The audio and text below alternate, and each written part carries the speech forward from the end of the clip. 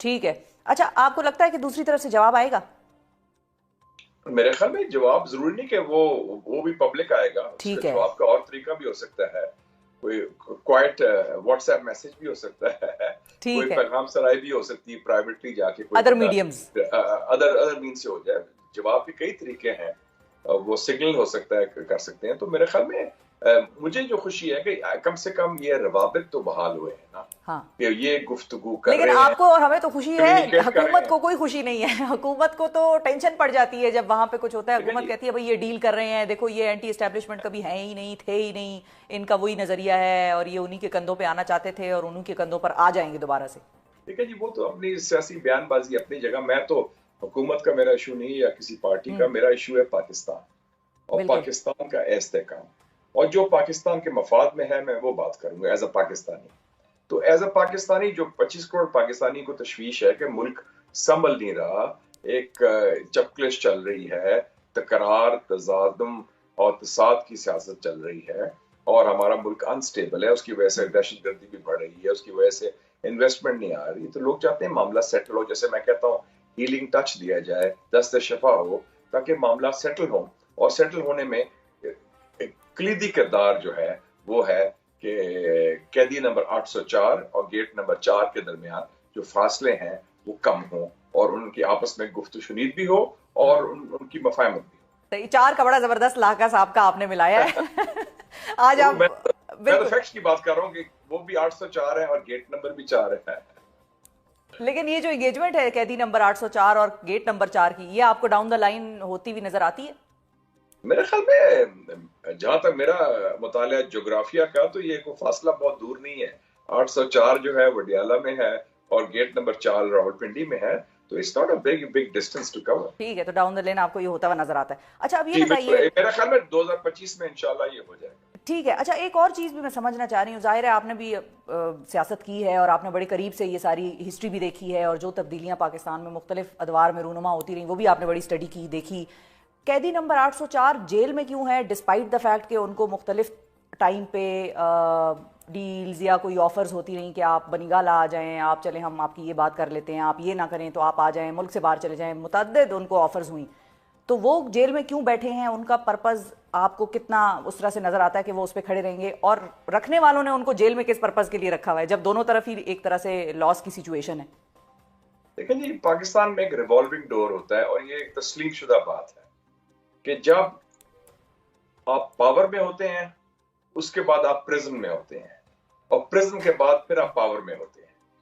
ٹھیک ہے نا. آصف علی زرداری صاحب کو جیل سے نکال کے 1993 میں غلام اسحاق خان صاحب نے وزیر بنایا جب ان کی ڈیل ہوئی بے نظیر صاحبہ کے ساتھ. میاں صاحب جو تھے جیل میں تھے, پھر جیل سے لے کے واپس آئے اور وہ پھر پاور میں آ گئے, اور جب وہ پاور میں آئے تو عمران خان وہ جیل چلے گئے. اس سے پہلے جب میاں صاحب جیل گئے تو عمران خان پاور میں آ گئے. تو یہ ایک ریوالونگ ڈور انفارچونیٹلی بن گئی ہے. لیکن آپ نے یہ بھی دیکھا کہ جیسے امریکہ کی سیاست کا مطالعہ کریں کہ لوگ کہتے تھے کہ ٹرمپ کے خلاف کیسز بڑے ہیں, ٹرمپ جیل جائے گا, جیل جانے کے بجائے وہ صدر بن گیا, حالانکہ اس کے خلاف کیسز بھی ہیں, ان کے خلاف الزامات بھی ہیں, ان کے خلاف کافی پیچھے گورنمنٹ پڑی رہی. تو یہ ایک سیاسی لیڈر کا پاکستان کے ایک افسوسناک پہلو بھی ہے, امتحان ہوتا ہے. اب جتنے جو ہمارے پرائم منسٹر ماضی میں رہے ہیں, تو اس دفعہ مشاہد صاحب جو سوال ہے وہ یہ ہے کہ جتنے پرائم منسٹر رہے ہیں پاکستان میں ابھی ماضی میں, میاں نواز شریف, شہباز شریف, شاہد خاقان عباسی, عمران خان, یہ سب جیل سے ہو کے آئے ہیں. اس سے پہلے یوسف رضا گیلانی وہ بھی جیل سے ہو کے آئے ہیں, آصف علی زرداری وہ بھی جیل سے ہو کے آئے ہیں.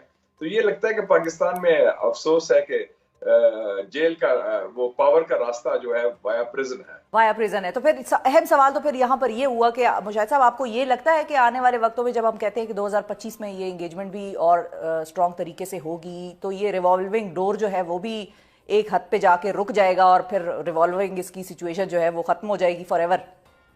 میرے خیال میں فار ایور تو میں نہیں کہتا, لیکن تاحال ٹل فردر, تا کیا کہتے ہیں اردو میں, تا حکم ثانی, ٹل فردر آرڈرز وہ ہو جائے گا, چینج ہوئے گا, کیونکہ یہ چینج ضروری بھی ہے. ملک میں دیکھا نا شفا صاحبہ, پچھلے 7 سالوں میں 7 وزراء اعظم آئے, 2 سافٹ کوز ہوئے. ایک سافٹ کو 2017 میں میاں صاحب کے خلاف ہوا جس میں عدلیہ شامل تھی, ایک سافٹ کو عمران خان صاحب کے ہوا 2022 میں جس میں پارلیمنٹ شامل تھا. تو یہ اس قسم کے ایب نارمل حالات نہیں چل سکتے. اچھا، اور ظاہر ہے ان سارے سیاستدانوں کی جن کا آپ نے بھی نام لیا کہ جن کا پریزن سے ہو کر ہی واپس پی ایم آفس تک راستہ بنا، وہ ان سب کی بعد میں سیاست شروع ہو گئی اینٹی اسٹیبلشمنٹ، اور میاں صاحب تو خیر ایک بڑا ان کا موڈ مزاج سیاست میں اسی حوالے سے یاد رکھا جائے گا. لیکن اب کیا ان کو ایسا کردار نہیں آپ کو لگتا ادا کرنا چاہیے تھا کہ وہ اس لڑائی میں عمران خان کے ساتھ مل جاتے؟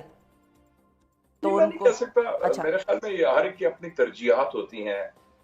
دیکھیں نا ان کو بھی وہ میں نے دیکھی تھی، یا عمران خان صاحب ڈائریکٹلی خود ان سے رابطہ کر لیتے؟ دیکھیں جی میں نے I am a fan of ہالی ووڈ موویز. اچھا.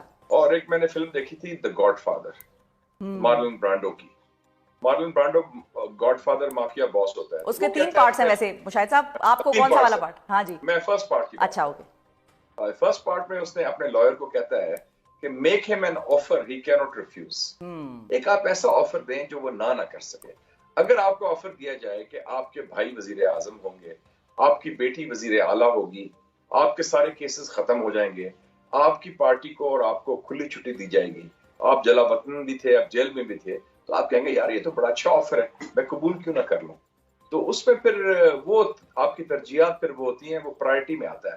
تو اس میں پھر کہتے ہیں دیکھیں جمہوریت کو بعد میں دیکھ لیں گے اور باقی چیزیں بعد میں دیکھ لیں گے، پہلے تو یہ آفر ایکسپٹ کریں نا.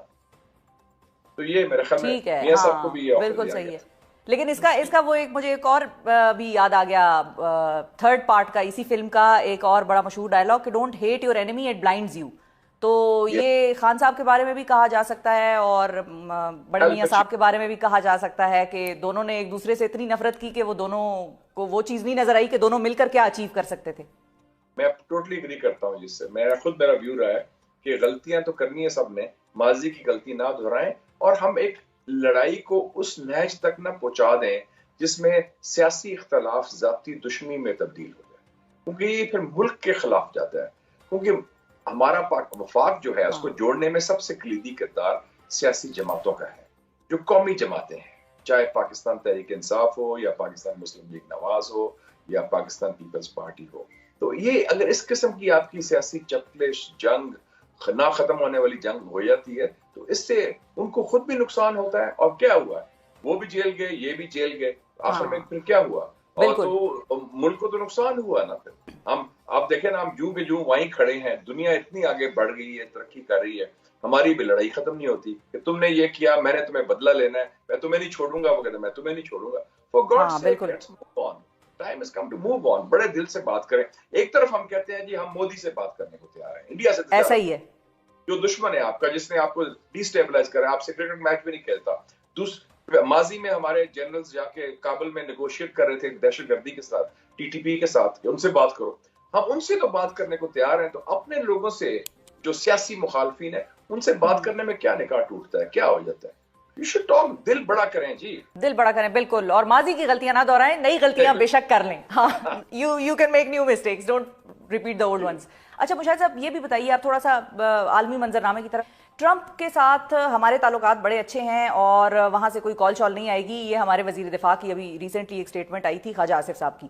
آپ کو بھی یہ لگتا ہے کہ ہمارے تعلقات ٹرمپ کے ساتھ بہت اچھے ہیں اور وہاں سے کوئی کال شال نہیں آئے گی؟